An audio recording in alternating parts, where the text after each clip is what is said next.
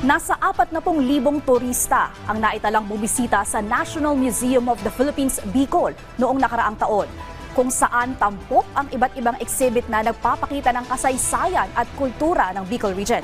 Ang detalye sa Balitang Pambansa ni Gary Carillo ng Radyo Pilipinas Albay. Isang patunay ng patuloy na interes sa kultura at kalikasan ng Bicol Region ang 40,000 na bisita sa National Museum of the Philippines, Bicol nitong 2024. Sa datos na inilabas ng museo, pumalo sa 3,300 kada buwan ang naitalang bisita rito.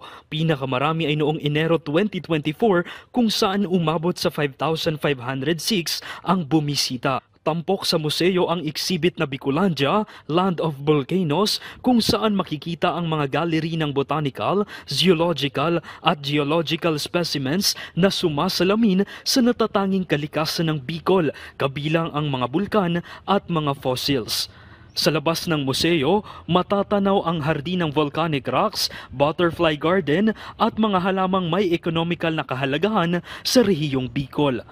At syempre, hindi pwedeng mawala ang Bulkang Mayon mula sa viewing deck, isang breathtaking na tanawin na magbibigay ng saya at pagkakakilanlan sa tunay na ganda ng Bicol.